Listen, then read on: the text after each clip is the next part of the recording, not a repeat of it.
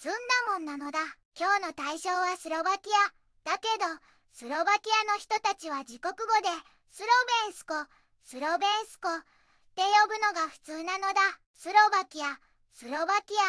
語などで使われる外名なのだ。今回はスロベンスコ関連ニュースを3本まとめてお届けするのだ。そして一押しは2つ目、フィコ首相、フロリダでドナルド・トランプ氏と会談なのだ。それじゃあ、早速見ていくのだ。スロバキアは中央ヨーロッパの内陸国で、首都はブラチスラバなのだ。1993年にチェコと平和的に分離して独立し、議会制共和国で民主政治を言っているのだ。人口は約540万人で、欧州連合、ユーロ圏の一員なのだ。自動車や機械、電子機器が主要産業で、タトラ産や民族文化、城巡りの観光が盛んなのだ。最近は電気自動車の生産拡大やエネルギー安全保障、労働力不足が注目されているのだ。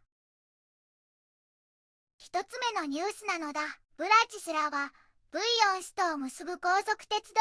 計画に参加へ、という記事なのだ。スロバキアの運輸相ヨゼフ・ラージさんが、将来ブラチスラバを含むスロバキア各地域が、V4 諸国の首都を結ぶ高速鉄道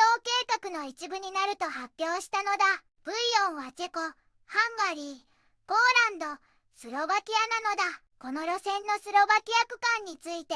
38通りの案を検証したため、予定より長くかかった実現可能性調査の結果が示されたのだ。第1段階は2030、2040年にハンガリー国境のルソフツェからブラチスラバまでで、西側に新駅、ブラチスラバ、ウェストを建設予定なのだ。第2段階ではチェコ国境とオーストリアのマルエップ方面へ延伸する計画なのだ。用地取得など準備費は約3億6,000万ユーロ。2029、2046年の建設費は最大33億ユーロと見込まれているのだ。2つ目のニュースなのだ。フィコ首相、フロリダでドナルド・トランプ氏と会談という記事なのだ。アメリカのドナルド・トランプ大統領がフロリダ州パームビーチの指定マーラゴでスロバキアのロベルト・フィツオ首相を迎えたのだ。会談は非公式な雰囲気で行われ、フィツオ首相はこれは敬意と信頼の表れだと述べたのだ。同席したのはアメリカのマルコ・ルビオ国務長官とスロバキアの由来、ブラナル外相なのだ。フィツォ首相によると、両者は深刻な危機にある機関として欧州連合を同じ見方で捉えているのだ。会談の数時間前、トランプ氏はグリーンランドに軍を派遣したデンマークなど EU9 カ国に対し、10% の関税を課す計画を SNS、ブルース、ソーシャルで表明しており、デンマーク領であるグリーンランドへの領有権主張も続けているのだ。3つ目のニュースなのだ。議会議長、イタリアの同職者と会談という記事なのだ。スロバキア国会議長のリハルト・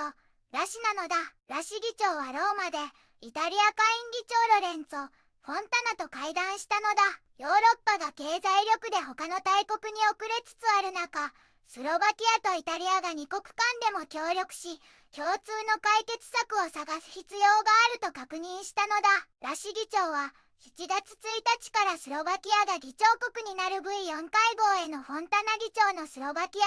訪問を招待し、V4 とイタリアで1億3,000万人の力になると強調したのだ。会談では EU の防衛、エネルギー、自動車産業や環境政策について雇用を失わない常識的なグリーン化が必要だと一致したのだ。さらにウクライナ情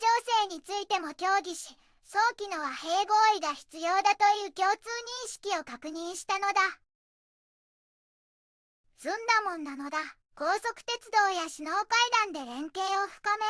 経済、安全、環境の課題に共に挑む、なのだ。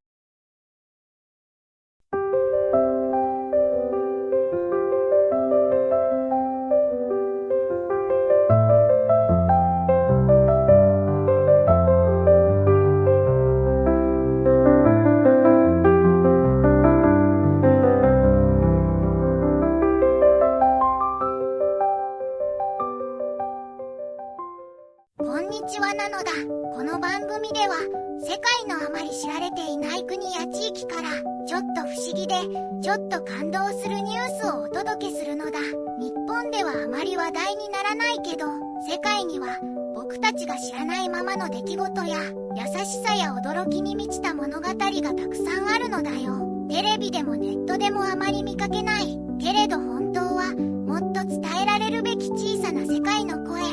そんな声を僕と一緒に見つけに行くのだ。さあ、一緒に知られざる世界の旅を始めるのだ。